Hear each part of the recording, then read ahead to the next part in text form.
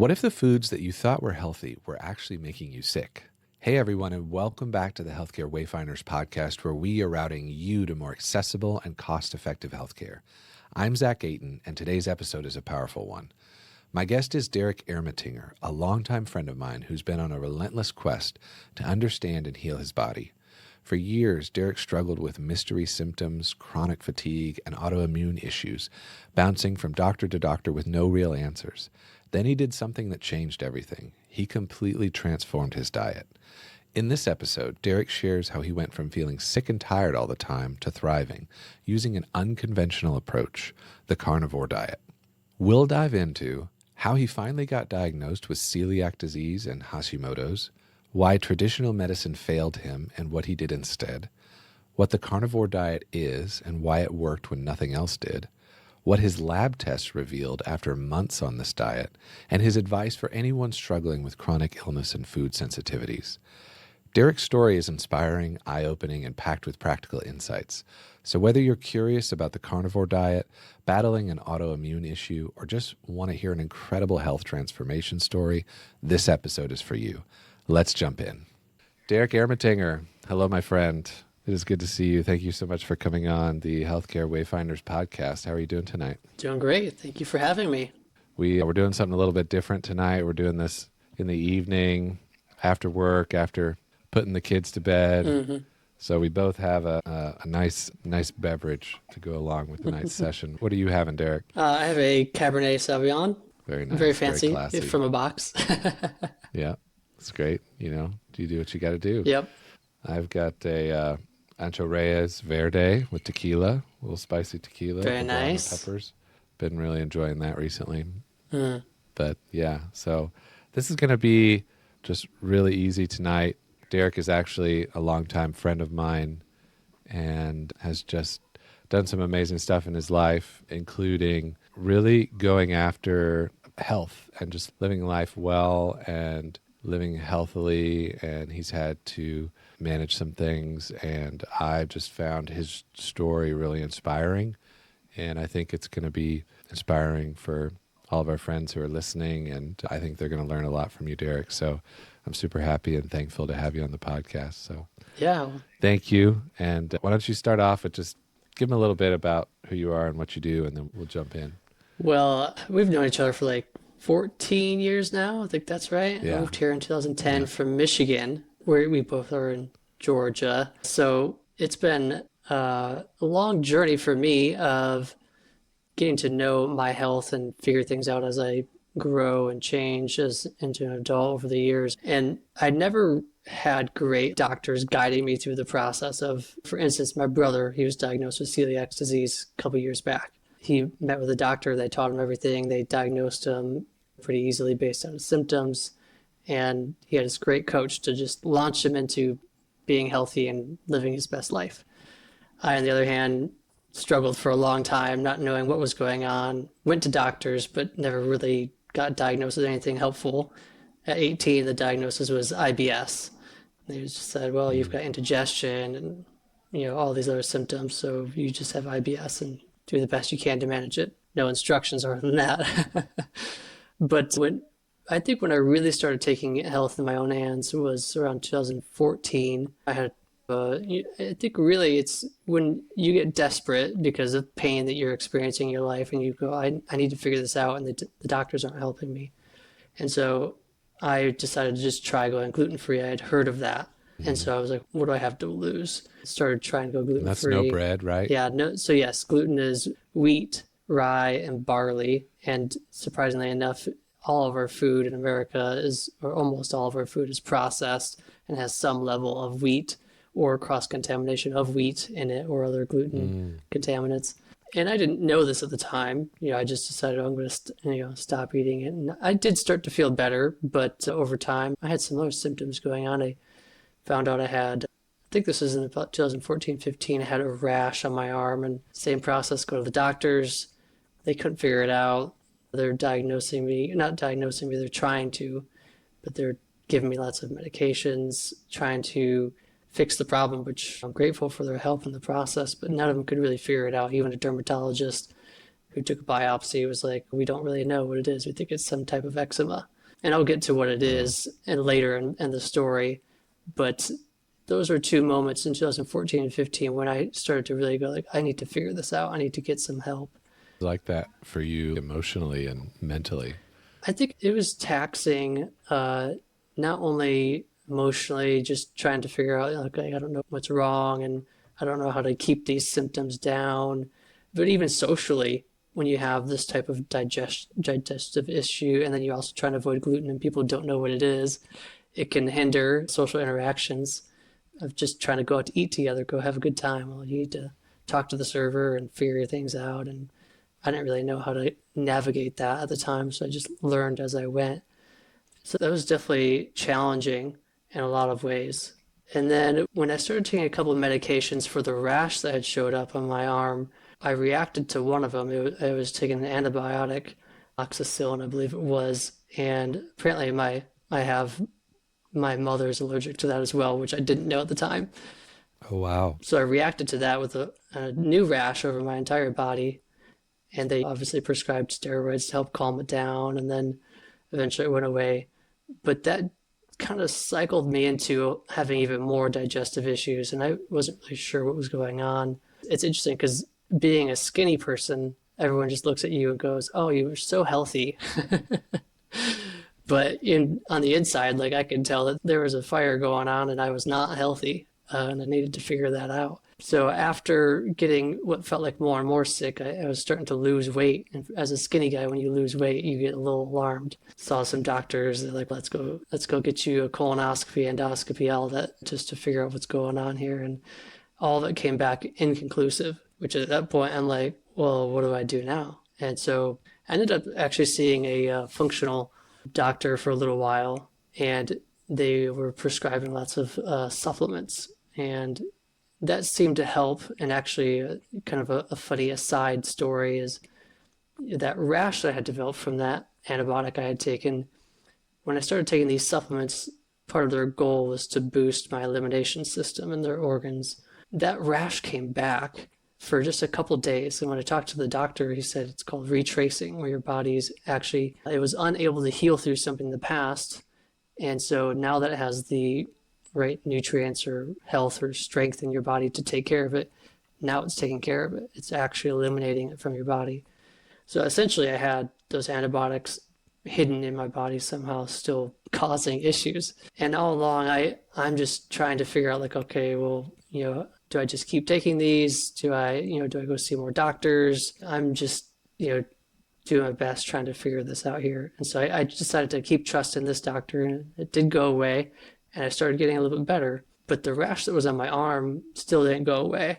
And as I learned more and more about what it means to be gluten-free, and I started figuring out, I'm actually sensitive to a thing called cross-contamination. And so that is where in a lot of the processing facilities, they might have equipment that they process gluten on, and then they'll clean that equipment and then process something else on it that would be technically gluten-free. But because there might still be little bits of gluten in there, it contaminates the food. And so some people are sensitive enough to actually react to that. And so I was like, oh, okay, I guess I'm probably one of those. And Congratulations. Right. Yeah. Yeah. I think it was around this time when I started to feel like, I go to the grocery store and I wasn't really sure what I could eat. I think that was really a pain point for me of trying to figure out, okay, what do I do? And so I started seeing some more friends that were functional doctors and following their programs, and they would help in some ways, but it was always I found myself in a category of my own a little bit until this was about 3 years ago. I was seeing another functional doctor. I've been through a bunch of them actually. It's just because I want to be healthy. Like I believe that, the way that my body was designed was to be healthy, and that, sickness and all these illnesses aren't my portion, if I could use religious terms there. And so I just feel really strongly that, this isn't how God designed me to live and how he designed my body to be. And I feel like I have access to health, and whether it comes through him giving it to me or whether it's a doctor, either's great. I feel like either's God. Yeah. And And so, all of this you were doing on your own dime, right? Because yes, insurance doesn't cover functional yes. medicine doctors, right? Insurance kicked in a little bit for things like colonoscopy, endoscopy, but I still had to foot the bill mostly because, you got to meet your deductible. And I Yeah. was always on the high deductible care plan because I didn't need much help, in the past. I just always kind of dealt with it on my own. So yeah, it became very expensive. And that actually was a big pain point for me too, because sometimes I felt like, oh, if I could just go see this other functional doctor, I could maybe get some results. Or if I could do this testing, I could get some answers to what's going on here. And see, it was, around 3 years ago that started seeing another functional doctor who was a little more on the affordable end. And I had found a nice big testing facility who specializes in autoimmune diseases. And, we went and got a blood draw and sent it in and came back saying that there's a high probability that you're a celiac and there's a high probability that you have dermatitis herpetiformis, which is a skin condition that some celiacs get. I think it's about 1% of celiacs. Winner again. You play the lottery. Yeah, I guess so. And just for my knowledge and everybody else's, Yeah. tell me what celiac disease is. Yeah, so celiac disease is the most sensitive version to gluten intolerance, if you could put it in plain terms. In more in-depth terms, your immune system, when it sees gluten in either your bloodstream or your digestive tract, it attacks it like it's a threat to your body.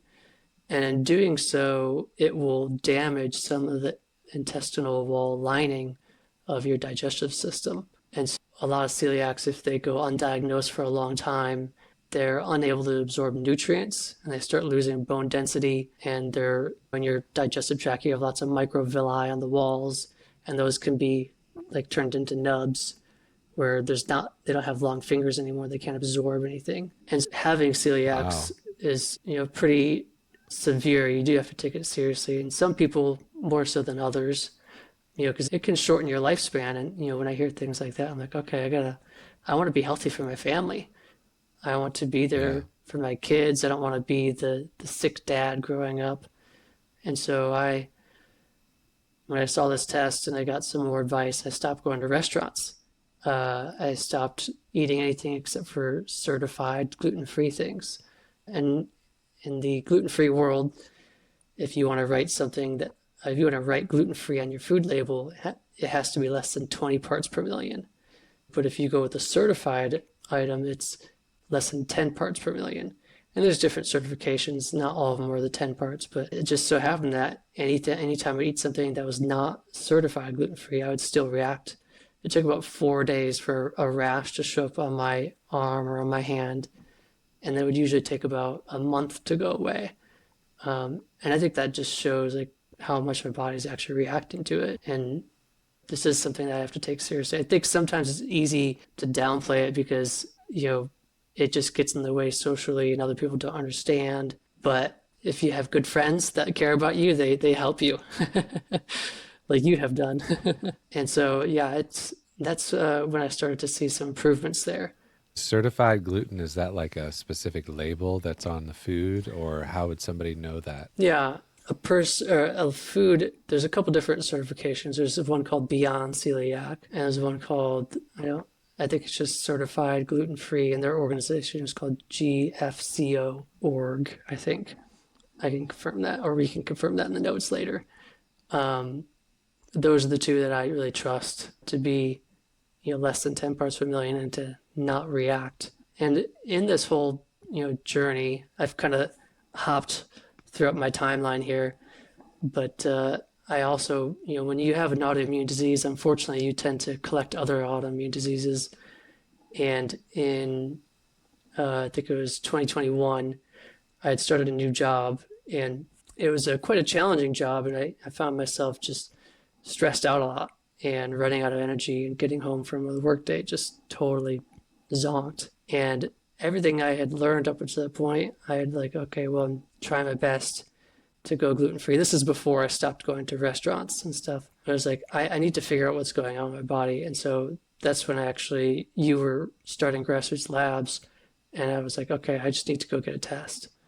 And I'm going to go test my thyroid because I know that can deal with low energy and brain fog. And I didn't have any weight gain, but that can be a symptom of low thyroid hormone. And I think I had some other symptoms going on as well. And sure enough, I went and got tested. Results came back saying your TSH, which is your thyroid stimulating hormone, was really high. I think it was at a 10, and the reference range is like 1 to 4.5, I think, or maybe 5. Wow.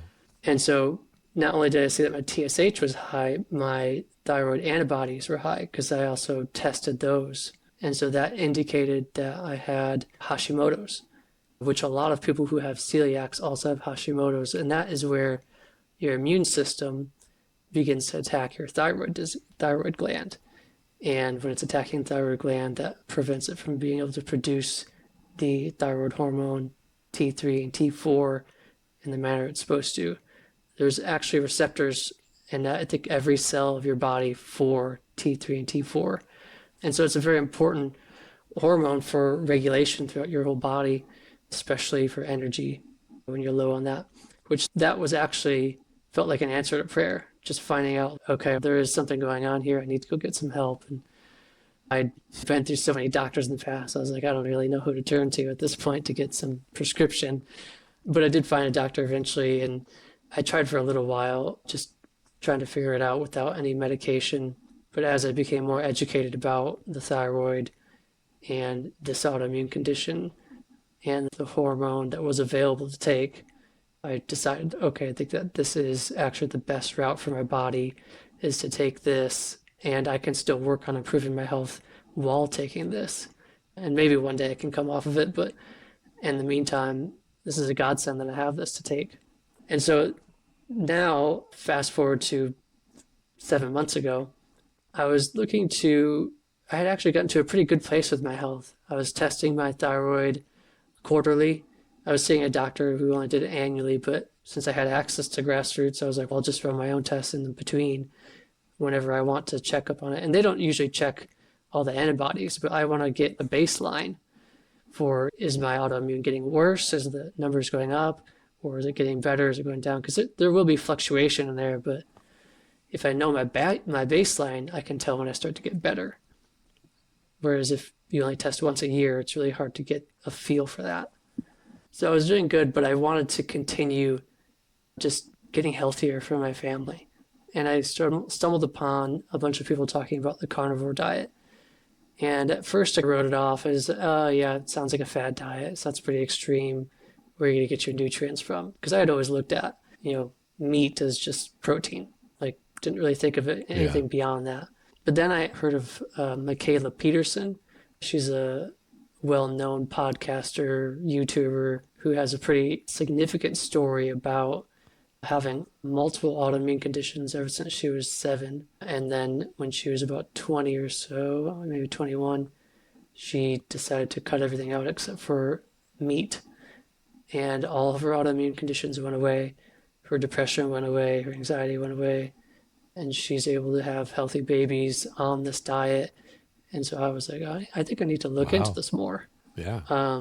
And so I went down my research rabbit hole on YouTube, on Reddit, everywhere, just looking up, what is this? How does this work? Does it help people with thyroid or celiacs? And so it seemed like it was a good option for me. I just decided to dive in. And, it's been an interesting journey. I've learned a lot about health just in this last 7 months by learning from these people who are called carnivore doctors. Doctors like Sean Baker, Ken Berry, and then Anthony Chafee. There's a bunch of other doctors out there that have been really helpful on YouTube and not just on the internet. But I think, my main takeaways was that keto had already become a popular diet. It was maybe losing popularity. And I didn't really understand what it was, but when you take the keto diet and then you modify it into the carnivore diet, you actually get something that's really, it can be for some people, a really healing diet, from what I understand. keto is, and maybe I'm wrong, it's just meat and vegetables, right? Keto, the purpose of that is no carbs, actually. Gotcha. You're changing your fuel source from, whereas if you eat carbs, your body turns those into glucose really quickly. But if you cut those Okay. out, your body will use ketones for energy. And fun fact, one ketone has twice the energy of one glucose. And so often people's bodies are more, I guess, efficient. I'm not sure if that's the right word. I'm not the doctor here, but people feel like they have more energy on this. And sometimes, for me, my body temperature is a little bit higher while I'm on this diet, which is interesting. I always had kind of a lower body temperature, which could have been due to low thyroid. But my body temperature has actually been a little bit warmer for some reason. Interesting. Yeah, I know. Fun fact. But the keto diet, it had some downfalls with doing lots of vegetables and then lots of fats from vegetables because some people were very reactive to vegetables. One thing, when I did that test 3 years ago to find out that I was a celiac and had DH, that's the short term for dermatitis herpetiformis, I also did a food sensitivity test. And that came back with 180 foods that they tested, saying that I was very sensitive to 90% of them. And so Wow. I was like, oh, this makes a lot of sense. I've always reacted to a lot of types of foods, and I wasn't sure why. And now I have at least an idea of that. Is that because like your body's already in this like heightened state because of what you're dealing with, or like you're just literally allergic to all these foods? Yeah, I don't know. That's the short answer. Okay. I have some Brave ideas. man who could say that. What's that? So it's a brave man who can say that. Yeah. There's lots of theories. The lab that they did the test, they said it's a probable mold exposure and that I should get tested for CIRS, which is chronic inflammatory response syndrome. 25% of the population has a gene that is not able to eliminate mold spores from their body. And so when they get exposed, they just get sick and then they stay sick. And the symptoms can vary from person to person. And this is a highly complex diagnosis, and I'm simplifying it a lot. But that's what they told me to go look at. And so I started looking at that and looking into the testing, and it was going to be really expensive. And I'm not even really sure that's what it is. And one thing that they mentioned was that there's probably poly antibodies in my body, which might be a result of the mold. Poly antibodies are basically where you have antibodies that can latch onto anything, whereas typically your body will produce specific antibodies meant for specific antigens, is that the right word? I'm pretty sure, to attack them and then remove them. But if your body is producing antibodies that can attach to anything, like it can attach to my thyroid, it can attach to my digestive tract, it can attach to my joints, things like that, and then it can start destroying those along the way, with the food that's also trying to destroy. And so I've wondered if this was something that maybe I just got luck of the draw, had the bad DNA that got this crazy strong antibodies. Because I've been a picky eater as a kid. I'm not a picky eater anymore, unless you count the carnivore diet as being picky. But, I was always a picky eater, always had lots of reactions to things. And I'm like, has this been going on for my whole life in some fashion? I obviously wasn't gluten-free until I was about age 25, but I've always had something going on. And so it could be that. It could be something I was born with. It could be the mold exposure. And it could just be that I have a lot of sensitivities to various plant proteins. There's a lot of people who talk about the anti-nutrients in vegetables and other plants. These are basically anti-nutrients are there to kind of block your body's absorption of various nutrients. And they come in various amounts in various different plants that we eat. And so a lot of people in the carnivore space talk about those as being a possible reason why the carnivore diet works so well. It's because you're not getting any anti-nutrients in your food. And so I don't know. I don't know what it is. And I'm okay saying that right now. I'll keep figuring it out as I go. But thank you for calling me brave. Oh, you are. And, you know, letting listeners into a little bit of like our friendship, I mean, we lived together for a couple of years. Hmm. We're roommates, so I got to see it firsthand. And, just have been great friends ever since then. So, I've gotten to see you and, all the social settings like you talk about and what you have to do. And, I mean, we've talked because like I've watched stuff on Netflix and it's like MMA fighters that have gone totally plant-based and Hmm. they're talking like meat's the devil and all this kinds of stuff. Yeah. And I'm just like, who's right? But like with you, at least it's, he feels better and he looks better and Hmm. it's working for him. I'm sure there's smarter people out there than us who could tell us what's Right. going on, but Right. at least from an outsider's perspective, I can see that you feel better and it's working for you, at least in the Right. short amount of time that you've been doing it. Yeah. And I think that getting to the results of what I've experienced in the carnivore diet, I think Yeah, tell us about those. when I first started on it, I was also looking to run a half marathon within 2 months. And, I've been a little bit of a runner over the years, but not hardly anything above a mile or two on occasion. And so I was like, am I going to be able to do this if I go carnivore? But what I found is I actually have much better energy levels. And it probably has to do with just how efficient ketones are.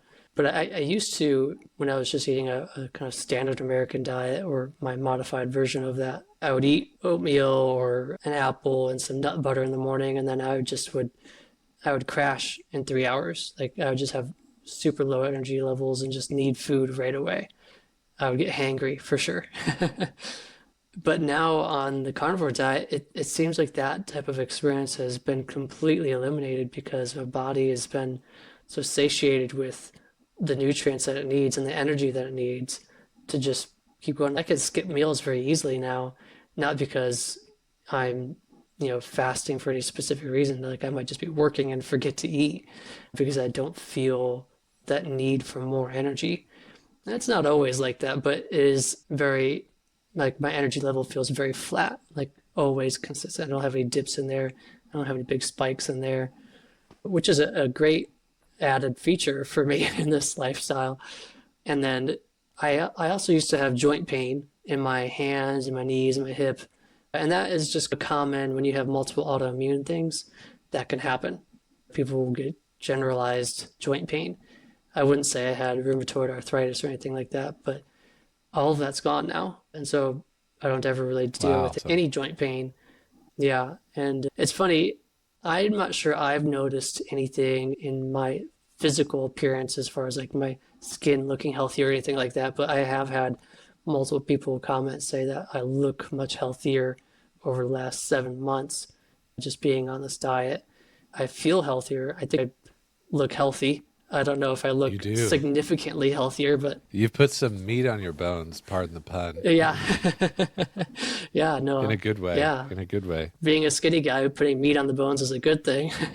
Yeah. You and I have the opposite problem. If we could just combine and be the perfect I've person. wished, yeah, I could give you some of my pounds. Yeah. Yeah. Now, my autoimmune stuff, I have been getting regular testing done throughout my time as a carnivore. I did the kind of an annual physical. I checked my cholesterol, I checked my liver numbers, and a bunch of other things. And it's nice to have grassroots labs available for that because when you see your doctor, sometimes they understand what you're going through and want to help in the process, and sometimes they don't. Fortunately, right now, I have a great doctor that is helping me in here, although I might not always have that resource available. And I know, though, I can always schedule something with Grassroots and especially to supplement what my doctor is helping me with. And so, what was interesting about the labs is as a carnivore, you're eating a lot of fat. And people always associate high cholesterol, especially LDL, high LDL cholesterol is bad. There's a specific, I think it's called phenotype. It's like a body type that responds differently to different, I guess, bodily environments, I guess you could describe it like that, called the lean mass hyperresponder. This is typically people who are on the skinnier side who eat a ketogenic diet, which is more on the fattier side. I would say that my fat to protein ratio is about 50-50 right now. Some people will scale it up to 70-30, 70% fat, 30% protein.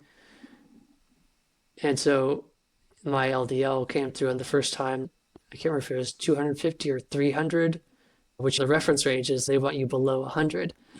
And so the doctors were immediately like, oh my gosh, this is way too high.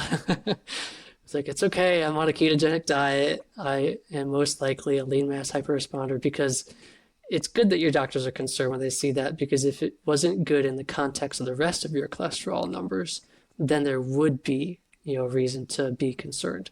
But when you look at the total ratio of my LDL, HDL, and triglycerides, I'm actually in a very healthy space. And so I've continued to monitor that, though, because I think this carnivore diet's still novel. There's not like tons of studies on it. And I think it's just good to keep an eye on it and notice if anything changes, which is helpful. And then some of the doctors that you've talked about that talk about carnivore diet, they talk about labs, right? Like about how someone who's on a carnivore diet, how their labs are going to be different than somebody who's not. Yeah, and I think a lot of that is just because of the ketogenic diet that carnivore is in that category of. I remember when I first decided to go carnivore, I was texting my brother. He's a great person who has the opposite opinion of me. And he was like, where do you get your vitamin C from or your glucose from? Apparently, when you're on a ketogenic diet, specifically even a carnivore diet, you're not eating any carbs, and so you have a very small amount of glucose in your body. And when you have a small amount of glucose in your body, there's nothing to compete with the absorption of vitamin C. Whereas if you have a carb-heavy diet, carbs turn to glucose, which then competes with the vitamin C absorption. So that's why a lot of times we take 1,000, 2,000% of the recommended daily volume of vitamin C, and we're totally fine. We're not getting vitamin C toxicity. People on the standard American diet are just able to absorb what they can and then pee out the rest. But when you're on carnivore, most carnivores don't take any supplements. Some take a few, but able to absorb a lot of your nutrients a lot better.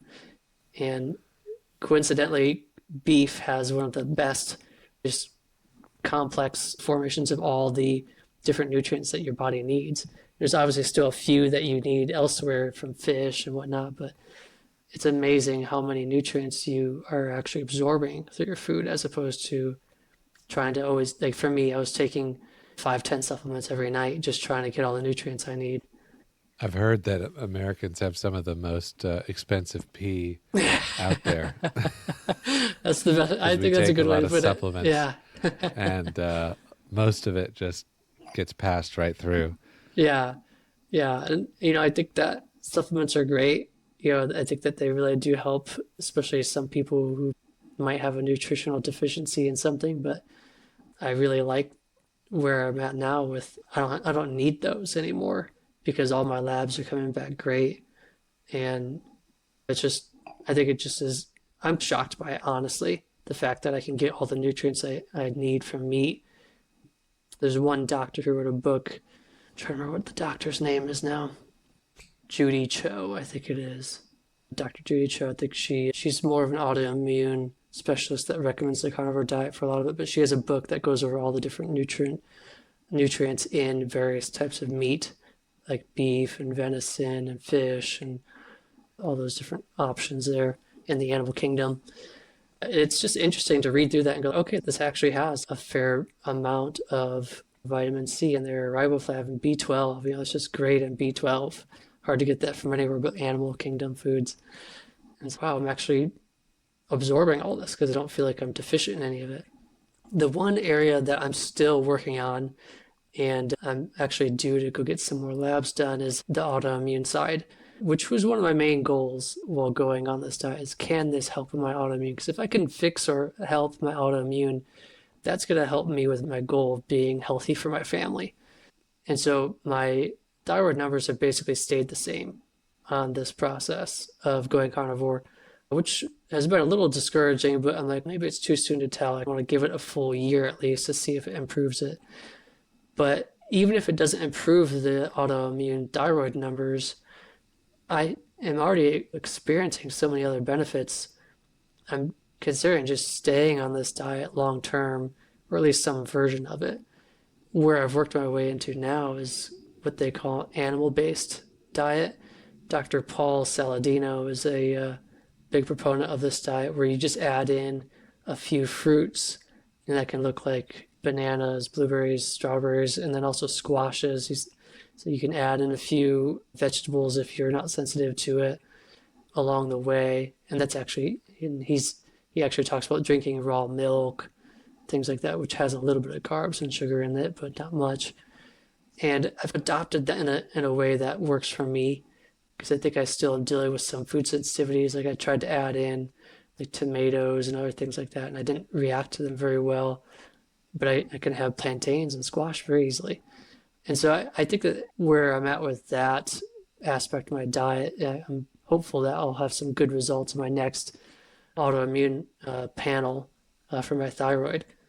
But And who do you do that through, Derek? The autoimmune panel, I'll do that either through my doctor or through Grassroots Labs. Yeah. Yeah. Because it's just the simple thyroid panel with some thyroid antibody tests in there too. Yeah. I didn't know if it was like some specialized. Yeah, no, nothing special. Testing. Yeah. And it's actually been really helpful because, talk about just carnivore and labs. There's so many doctors and YouTube videos out there who go over carnivore labs and teach you all about them. There's one guy that even has a book. I think it's Common Sense Labs by Dr. Ken Berry. He goes over, what are labs supposed to look like when you're on the carnivore diet? Because it can be challenging to interpret the results. And if your doctor doesn't know how to do that with you, then it'll be invaluable to have a doctor from afar over the internet to actually teach you what it's supposed to be. I don't think that they're overly complicated. I think that we're just not taught through society how to read those labs. Like for instance, the high cholesterol that I had. Most doctors would be afraid and say you need to go on a statin right away. But in the world of a lean mass hyperresponder carnivore, I'm actually very healthy. So yeah, Dr. Ken Berry is a great resource there. And there's a few others that I can provide you to maybe put in the notes for this podcast. That's great. Yeah. I appreciate you sharing that with the audience. Yeah. What is a typical... The diet, yeah. Yeah, breakfast, lunch, dinner, or how do you do stuff? Yeah. There's a great clip on the internet of Michaela Peterson. Piers Morgan was asking her, what do you eat for breakfast? And she said, strip loin. And what do you eat for lunch? Strip loin. What do you eat for dinner? Strip loin. That's kind of what it is some days. You look for the fattiest cuts of meat that you can, and sometimes you supplement with additional fat to that. But, some days that really is all I have. What do you mean by that, additional fat? Yeah, so I'll have, most people probably won't like this, but I'll have scoops of tallow, beef tallow, which is just beef fat rendered down and then processed in a way to remove any extra bits of meat or anything like that. So it's just pure beef fat. And I'll have a scoop of that maybe once or twice a day. Just because I want to keep my fat to protein ratios a little bit on the higher side of fat. My reasoning is that your body makes hormones out of fat. And if I have an adequate amount of fat in my body, hopefully it can continue to make the proper hormones. That's yet to be seen as true, but my labs will tell me. But you're still just testing this out. Yeah. I'm my own guinea pig here. You must have a great relationship with your butcher. I do know the butcher, and I've gotten to know the people at Costco very well, and Kroger. Yes, all the different butchers, and some of the best tallow and meat that I've had is actually from regeneratively raised farms. Those are farms that, they have cows on one plot of land and they just kind of rotate them to a new plot of land. So they're 100% grass-fed and finished, but they also are actually helping return CO2 to the atmosphere as opposed to taking away from it and it is just overall better for the environment and the soil. And the meat actually turns out, and the tallow turns out just so much better. It's wild. I've had one scoop of just regular tallow from the grocery store, and I couldn't eat that on a daily basis. But I've had one scoop from this regeneratively raised cow, and it tastes like butter, just silky smooth, delicious. I literally could eat that with every meal. It's Wow. amazing what difference it makes.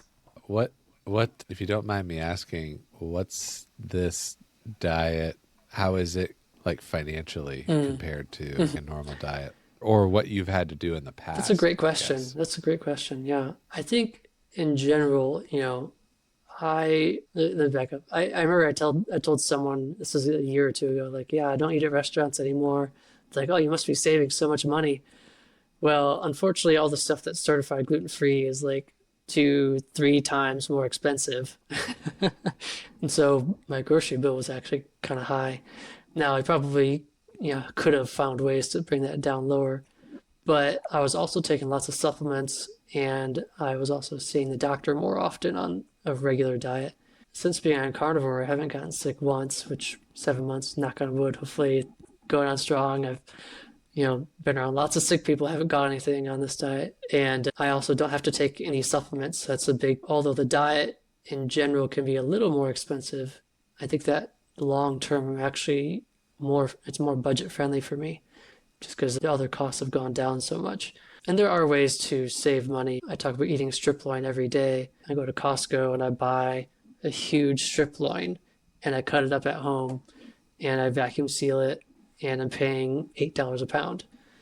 I usually eat about 2 to 2.5 pounds a day. Sometimes just 1 pound a day. I might supplement it with other things like squash or plantains, but that will save some money. And then you can, there was actually a study done on some carnivores where one group of carnivores ate just the cheap ground beef from Walmart, like the $4 tubes of ground beef, and other cheap cuts of meat that were not, grass-fed, grass-finished.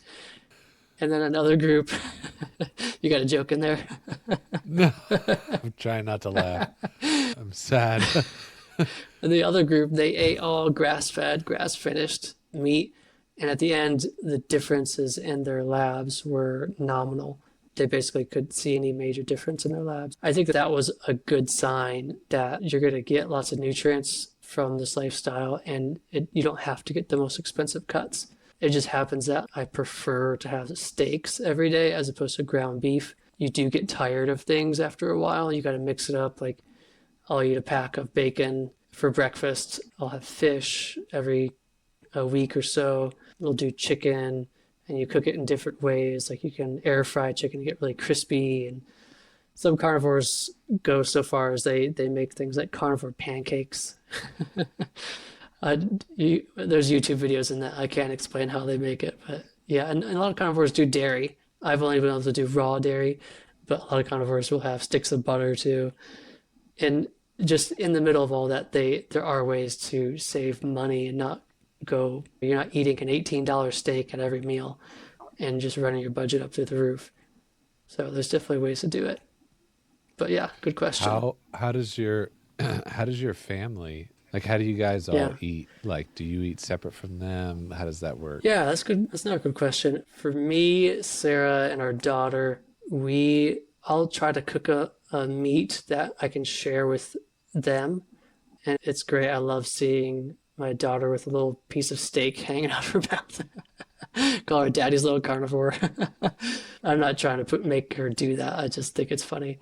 And yes, I'll try to cook something that they can eat too, and then I'll also help cook whatever Sarah's going to eat, whether that's vegetables and some grains or potatoes. And sometimes I'll join in, have a little bit of sweet potatoes, or we'll cook one big meal that I can eat too, and we'll all share that. If it was like adding some other fruits in the meal with some meat, but meat is the main staple. And so it works well at home. When you go to family gatherings, like we have Thanksgiving coming up in a couple of weeks here, that's a little more challenging for two reasons. one, the carnivore, and two, me being a very sensitive celiac, it's hard to go into other people's kitchen and let them cook me a meal, even if it was just meat, and not be somewhat cross-contaminated. So I often will I'll cook my own steak ahead of time, and I'll bring that to the dinner. And there was one family dinner, I showed up with my steak, and that's all I ate. No one asked any questions. I was like, great, all right, this worked out. I didn't have to explain carnivore diet, and everyone think that was crazy. Other times when I'm traveling, it's the same process. You just cook ahead of time, you get a cooler, you stock up on some steaks. If you aren't able to have a fork and a knife to cut up your steak in the moment, you cut it up ahead of time, and then you just eat your steak cold. And it's surprising. I've actually gone a couple days without having a steak before, and I said to Sarah, I was like, oh man, I'm just really excited to have a good steak. She was like, you had one 2 days ago. It's just funny how your body is just craving it after a while. It's what you eat all the time. You don't get sick of it somehow. I could get sick of ground beef, but I can't get sick of steak. Something great about it. That makes sense. Yeah. That makes sense. Yeah. We're coming to the end of our time. To bring this back, you're not a doctor, but you're on this diet because it has had positive effects on your health that you haven't been able to find elsewhere. Do you feel like this is something for everyone, or is it something for folks who are dealing with some of the similar health challenges for you, like in your opinion? I wouldn't say this is for everyone. Just like we were talking before, like there's some people who do really well on a vegan or vegetarian diet. I think that everyone's body chemistry is different, and not just chemistry. For me, my immune system's different, and that affects how I eat. So I think that it's not for everyone, but I do think that it's worthwhile a try if you have some autoimmune conditions. I was using ChatGPT the other day asking about, what do you know about polyantibodies, like testing its medical knowledge. And I was like, so if someone had all these things and I listed everything that I have going on, would a carnivore diet be a good way to manage all that? And ChatGPT was like, yeah, it seems like a ketogenic carnivore diet would be a good fit for you because of the reactivity that you have to all these different food proteins, the autoimmune conditions, and it helping with your energy levels and joint pain and all of that. So yeah, it was interesting to have that feedback from ChatGPT. But yeah, I think that Americans in general, might benefit from trying a ketogenic diet at one point in their life, just because we're kind of all raised on, carbs all the time. I found a surprisingly, great benefit from doing this keto diet. And I just happen to also believe that the carnivore version of that is the best one. Yeah, good question. All right, in closing, what if somebody's been listening to your story today and is like, gosh, that sounds very similar to my own, where would you lead them to like go on a journey of pursuing a similar solutions to like what you have? Or what would you tell yourself if you were talking to yourself 10 years ago? Yeah. Like, what should you do now or look into to find out if something that would work for them? Yeah, honestly, if I could talk to myself when I was like 24, 25 and dealing with all these symptoms, I would strongly encourage them to go get some blood tests to go find out what's really happening on the inside. If I had found that out 15 years ago, 10 years ago, that would have made a world of difference for me, I think, and maybe even preventing from getting more autoimmune conditions. Yeah, that would be my number one recommendation. But to figure out where to start with that, you probably will need to find a doctor that can help you figure out what tests you need to get and how to interpret them. But if you want to go the more DIY route, it would be more experimenting with your diet. The blood test can help guide you with that. If you're thinking about gluten sensitivity, you want to know how sensitive you are, then yeah, I definitely recommend getting a test for that. But yeah, experimenting with your diet is another key factor in this process. And for me, I think, again, the blood tests for the food sensitivities, that made a big difference for me as well, because I finally figured out, here's all the things I'm sensitive to, and here's my short list of what I'm not sensitive to. And if I had stuck to that and not had to experiment so much, it would have saved me a lot of time and just pain and difficulty over the years. And then once you figure out, okay, I'm gonna cut this out and I'm gonna try this diet. Maybe you're thinking about the carnivore diet. There's so many resources online to help you figure out what to do on this diet and how to start and how to navigate the hurdles that inevitably come with changing your diet from the standard American diet. Yeah, get some blood tests, experiment with your diet, get a doctor to help you along the way, and don't be afraid to fire your doctor and go find a new one. If the one that you have isn't working well for you, they're there to work for you. I know sometimes it can feel like it's their way or the highway. There's lots of doctors around. If you are looking for a good resource to start with online, I would actually recommend a YouTube channel, The Steak and Butter Gal. She teaches a lot on the carnivore diet and how to get started on it. And then once you're on it, what are some different things you can eat on this diet and how do you navigate that? So yeah, that would be my recommendation. Derek Ermatinger, thank you so much for coming on the Healthcare Wayfinders podcast. You are an amazing man and have done some amazing things, and I think your story is super inspiring. Appreciate you coming and thank you for having me. Vulnerable and sharing your journey. Thank you. Yeah, it's been an honor. Appreciate it. I hope that helps somebody out there. And yeah, thank you again.